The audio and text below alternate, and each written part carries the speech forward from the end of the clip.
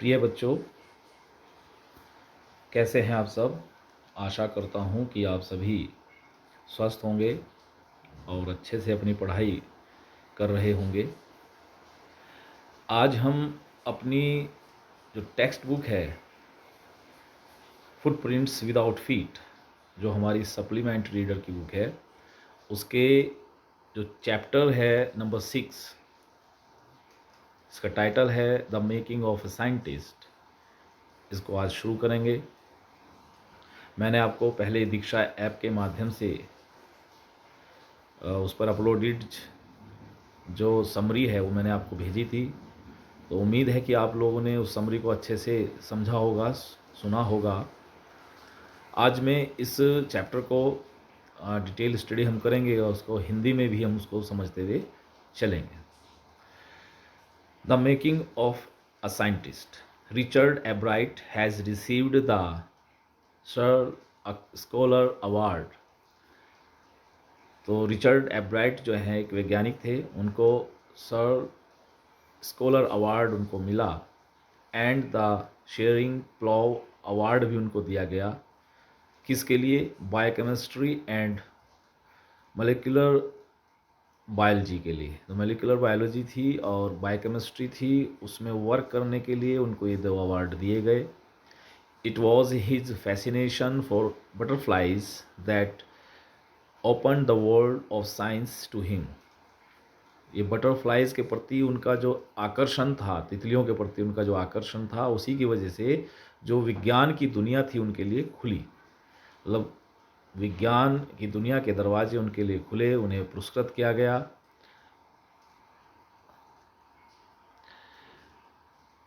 Read and find out को पढ़ना है और ये जो तथ्य दिए गए हैं इनको भी ढूंढना है, कि इनके आंसर्स ढूंढने हैं कि how did a book become a turning point in Richard Ebright's life. कि कैसे एक पुस्तक एक टर्निंग पॉइंट बन गई। टर्निंग पॉइंट मतलब जहाँ से टर्न हो जाता है, लाइफ में परिवर्तन आ जाता है, ऐसा पॉइंट बनी रिचर्ड एब्राइट्स की लाइफ में कि एक पुस्तक कैसे टर्निंग पॉइंट बनी, ये आपको ढूंढना है इसमें। How did his mother help him, उसकी माँ ने उसकी कैसे सहायता की, ये भी आपको फाइंड आउट करना है। चलिए आगे हम चैप्टर को शुरू करते हैं। At the age of 22, a former scout of the year excited the scientific world with a new theory on how cells work। कहते हैं कि 22 वर्ष की उम्र में एक भूतपूर्व स्काउट ऑफ द ईयर ने पूरे वैज्ञानिक संसार को, साइंटिफिक वर्ल्ड को एक्साइटेड कर दिया, उसमें हलचल उत्पन्न कर दी। विद अ न्यू थ्योरी, एक नए सिद्धांत के साथ, ऑन हाउ सेल्स वर्क। और नया सिद्धांत क्या था कि सेल्स कैसे काम करते हैं, जो बॉडी में और जो और वस्तुएं होती हैं, जो सेल्स होते हैं उनके अंदर, जो हमारे अंदर जो सेल्स होते हैं उनमें वे काम कैसे करते हैं। Richard H एब्राइट and his college roommate explain the theory in an article. Richard H एब्राइट ने और उसके जो एक उसका कॉलेज का रूममेट था, कक्षा में मतलब रूम में साथ रहने वाला, जो साथ रहते थे लोग, उन्होंने व्याख्या की उस थ्योरी की, उस सिद्धांत की एक आर्टिकल में, एक लेख में। और वो आर्टिकल कहाँ छपा था, किस पत्रिका में आया था? जो था the proceedings of the national academy of science. इस जर्नल में उनका लेख छपा था। It was the first time this important scientific journal had ever published the work of college students। ये पहली बार हुआ कि इस पत्रिका ने कॉलेज स्टूडेंट्स के लेख को अपने जो पत्रिका है उसमें छापा। In sports that would be like making the big leagues at the age of 15। कहते हैं कि 15 साल की उम्र में कोई बच्चा जब खेल में आता है और वो एक अच्छा स्कोर कर दे तो उसे कहेंगे, वो इस तरह से है कि वैज्ञानिक पत्रिका में उनका लेख छपना इतनी बड़ी बात थी कि कोई बच्चा, 15 साल का बच्चा, और खेल में आकर के कुछ अच्छा खेल जाए। And hitting a home run your first time at bat, मतलब वो अपना होम रन बनाए पहली बार बैटिंग करते हुए। अब होम रन क्या है उसके लिए यहाँ पर एक्सप्लेन किया गया है कि a home run in the game of baseball, baseball के खेल में जो होम रन होता है वो क्या होता है कि when the batter scores a run, जो बैट्समैन होता है जो बैट से हिट करता है वो स्कोर करता है एक रन बनाता है after running safely around all basis, सभी बेसिस के चारों ओर घूम करके आकर के वापस अपनी होम प्लेट पर आ जाए, और तो वो एक रन पूरा करता है विदाउट स्टॉपिंग, बिना रुके अपना रन पूरा कर ले, उसको कहते हैं home run. A ball hit out of the playing field is also called a home run, और एक बॉल जो है जब उसको हिट किया जाए और वो फील्ड से बाहर चली जाए तो उसे भी होम रन कहा जाता है। तो getting a paper published at the age of 15, कि 15 की एज पर एक पब्लिक पेपर का पब्लिश हो जाना इन अ साइंटिफिक जर्नल, एक वैज्ञानिक पत्रिका में, is here compare to scoring a home run, यहाँ पर उसको उसकी तुलना की गई है होम रन से। While batting for the first time, पहली बार बैटिंग करते हुए। अगर हम क्रिकेट की दुनिया की बात करते हैं, जैसे कि हमारे यहाँ क्रिकेट में ज़्यादा वो होता है, तो ये ऐसे हो गया कि कोई छोटी उम्र में, जैसे सचिन तेंदुलकर थे, छोटी सी उम्र में अपनी टीम के सबसे छोटे खिलाड़ी थे, है ना, और उन्होंने बहुत बढ़िया खेला, मतलब कोई पहली बार आए कोई भी बहुत कम उम्र का बच्चा और वो शतक बना दे, है ना, तो वो कहलाएगा आपका एक तरह से क्रिकेट की दुनिया के लिए ये हो गया। तो for Richard एब्राइट it was the first in a long string of achievements, achievements कहते हैं उपलब्धियाँ, तो उपलब्धियों की जो श्रृंखला है, जो लंबी श्रृंखला है, उनमें से ये पहला था, ये पहली उपलब्धि थी। In science and other fields, विज्ञान और दूसरे क्षेत्रों की जो उनकी उपलब्धियाँ हैं उनमें से ये पहली उपलब्धि थी। And it all started with butterflies, और यह जो सब शुरू हुआ ये बटरफ्लाई से शुरू हुआ, तितलियों से। देखिए बहुत छोटी सी बात, तितली पकड़ना, है ना, बच्चों का एक बड़ा मनोरंजन होता है, तितलियों के पीछे दौड़ते हैं, उन्हें पकड़ते हैं, लेकिन उसी हॉबी से, उसी मनोरंजन से जो एब्राइट हैं उन्होंने अपने रिसर्च को आगे बढ़ाया। कैसे बढ़ाया वो आगे देखते हैं। एन ओनली चाइल्ड, एकमात्र अकेले बेटे थे ये, अपने बच्चे थे अपने परिवार के। एब्राइट grew up north of reading, जो कि पेंसिल्वेनिया में है, वहाँ पर उन वे ग्रीव अप हुए, मतलब उनका पालन पोषण हुआ, बड़े बड़े हुए। There wasn't much I could do there, कहते हैं कि वहाँ पर करने को बहुत कुछ नहीं था जो मैं कुछ कर सकता था, ऐसा कुछ नहीं था। ही सैड, उन्होंने कहा, आई सर्टनली कुडंट प्ले फुटबॉल, निश्चित तौर पर मैं फुटबॉल नहीं खेल सकता था या बेसबॉल नहीं खेल सकता था with a team of one, अकेली टीम के साथ। अकेली टीम, टीमों मतलब एक व्यक्ति की टीम, मतलब वो अकेले थे, तो कहता है कि मैं अकेला टीम बना करके कैसे खेलता, क्योंकि ये टीम के खेल थे।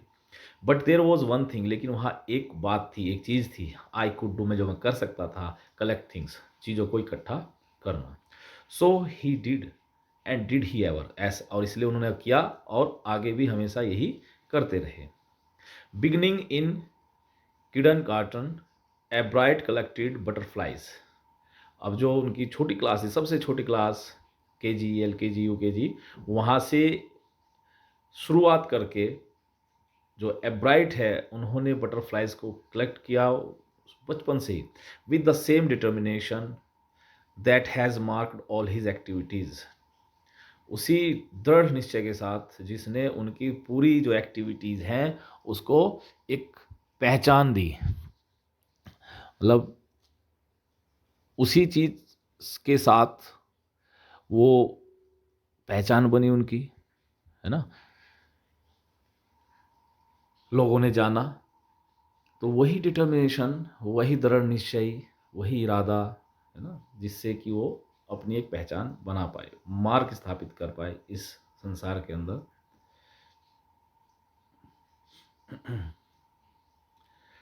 ही आल्सो कलेक्टेड रॉक्स, उन्होंने रॉक्स, चट्टाने, पत्थर, फॉसिल्स, जीवाश्म एंड कॉइन्स, और सिक्के भी इकट्ठे किए। He became an eager astronomer, और वो एक उत्सुक खगोल शास्त्री, मतलब जो चंद्रमा, तारे, आकाशीय पिंडों का अध्ययन करते हैं, उनमें रुचि दिखाते हैं, उनको एस्ट्रोनॉमर कहते हैं, तो वो भी वो बने। Sometimes star gazing all night, और कभी कभी क्या होता पूरी रात तारों को घूरते रहते थे। गेज कहना एक टक देखना, उन पे निगाहें बनाए रखना। फ्रॉम द फर्स्ट, पहली ही क्लास से, he had a driving curiosity along with a bright mind. Bright mind मतलब एक तेज तर्रार मस्तिष्क होने के साथ साथ उनकी एक ड्राइविंग क्यूरियोसिटी भी थी उनके अंदर। ड्राइविंग कहते हैं जो उनको प्रेरित करने वाली एक उत्सुकता भी थी। He also had a mother who encouraged his interest in learning. उनके पास एक माँ थी जो उन्हें प्रोत्साहित करती थी, हिज इंटरेस्ट उनकी रुचि को प्रोत्साहित करती थी इन लर्निंग सीखने में। She took him on trips, वह उन्हें ले जाती थी यात्राओं पर, ट्रिप्स पर। बॉट हिम टेलीस्कोप्स, उनको टेलीस्कोप्स खरीदवाती थी। माइक्रोस्कोप्स, टेलीस्कोप जो होते हैं मतलब आकाशीय पिंड देखने के लिए, क्योंकि उनकी तारों में रुचि थी। माइक्रोस्कोप जो छोटी छोटी चीज़ों को देखते हैं, आपने बायोलॉजी लैब में देखी भी होंगी ये चीज़ें, माइक्रोस्कोप। कैमराज, माउंटिंग मटेरियल्स, पहाड़ों पर चढ़ने के लिए जो सामग्री जरूरत होती है उनको। एंड अदर इक्विपमेंट्स, और दूसरे साधन, है ना, औजार।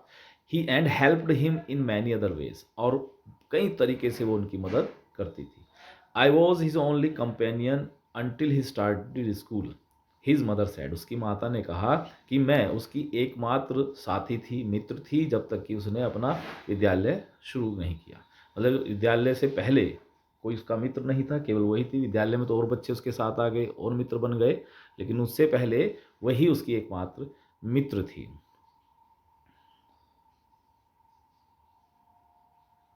After that I would bring home friends for him, उसके बाद मैं उसके लिए उसके मित्रों को घर लाया करती थी। But at night we just did things together, लेकिन रात में हम चीज़ें एक साथ करते थे। Richie was my whole life after his father died. Richie उनको प्रेम से रिची के नाम से बुलाती थी। तो रिची, वो कहते हैं कि रिची जो है मेरा पूरा जीवन था, वही मेरी होल लाइफ था। आफ्टर हिज फादर डाइड, उसके पिता की मृत्यु के बाद। When Richie was in third grade, जब रिची, कब मृत्यु हुई उसके पिता की, जब रिची थर्ड ग्रेड में था। She and her son spent almost every evening at the dining room table. वो कहती है कि वह और उसका बेटा लगभग हर शाम जो है डाइनिंग रूम पर टेबल पर बैठ कर के ही वो उतारा करते थे, वहीं बैठते थे, अपना खाना खाना, बातें करना, डिस्कस करना, वो ये काम करते थे। If he didn't have things to do, यदि उसके पास करने को काम नहीं होता था, I found work for him, मैं उसके लिए काम ढूंढती थी। मतलब वो उसको कहीं ना कहीं ऐसे कामों में लगाती थी जो उसको सीखने में हेल्प करते थे। नॉट फिजिकल वर्क, कहते हैं कोई शारीरिक काम नहीं, बट लर्निंग थिंग्स, चीज़ों को सीखने की, कि वो सीखे, ऐसे कामों में लगाती थी।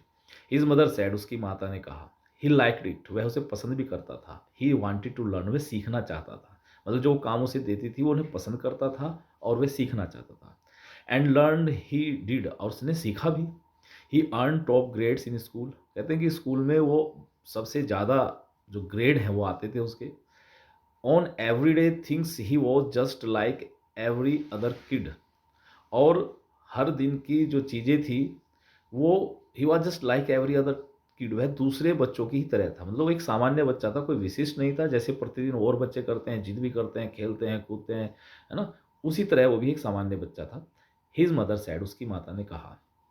By the time he was in second grade, और जब तक वह सेकेंड ग्रेड में आया, सेकेंड ग्रेड में आने तक, a bright had collected all 25 species of butterflies, कहते हैं कि और फाउंड अराउंड हिज टाउन, कहते हैं कि उनके होम टाउन के आसपास जो बटरफ्लाइज की जितनी भी प्रजातियां मिलती थी, वो 25 प्रजातियां थी। कहते हैं कि उसने वो सभी कलेक्ट कर चुका था वो।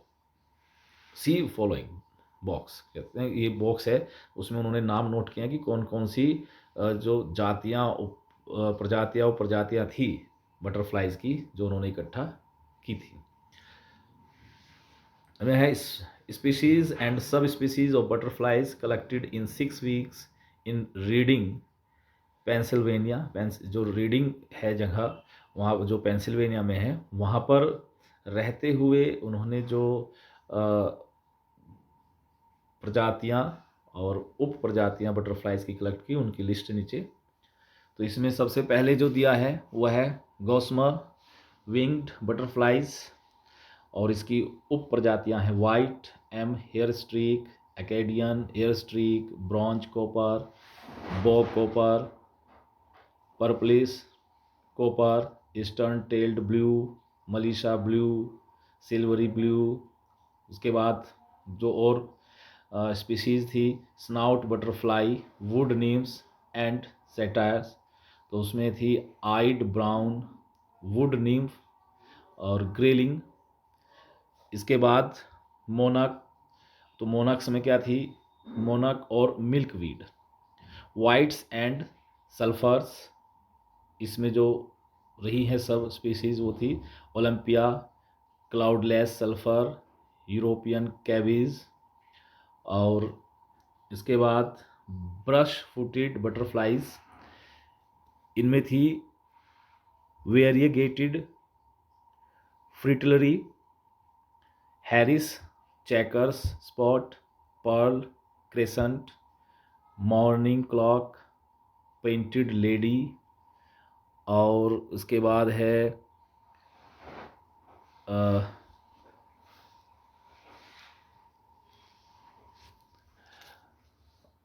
मॉर्निंग क्लॉक, पेंटेड लेडी, और इसके बाद बकाय, वॉइस रॉय, वाइट एडमिरल, और रेड स्पॉटेड पर्पल, और उसके बाद हैकबेरी। तो ये सभी जो प्रजातियाँ उपप्रजातियाँ हैं उन्होंने इकट्ठा की थी जो उनके होम टाउन के आसपास जो पाई जाती थी। तो प्रिय बच्चों, आज के लिए इतना ही। इसको अच्छे से, इस चैप्टर को जो मैंने अब तक पढ़ाया है अच्छे से पढ़ें। इसमें आए डिफ़िकल्ट वर्ड्स को आप अपनी नोटबुक में नोट डाउन करेंगे। हालांकि मैंने वर्ड मीनिंग आपको लिखवा दिए हैं पहले, लेकिन उसके बावजूद भी अगर आपको लगता है कोई वर्ड आपके लिए न्यू है और उसका जो प्रोनाउंसिएशन है उसको अच्छे से समझें, पढ़ें, रिपीट करें, उसको नोट करें, उसके मीनिंग को भी। हो सकता है कुछ वर्ड्स ऐसे हों जो मैंने ना लिखवाए हों और आपको डिफ़िकल्ट लगते हो, तो उनको भी आप अपनी नोटबुक में नोट करें, उनका मीनिंग लिखें। तो आज के लिए इतना ही। Thank you very much.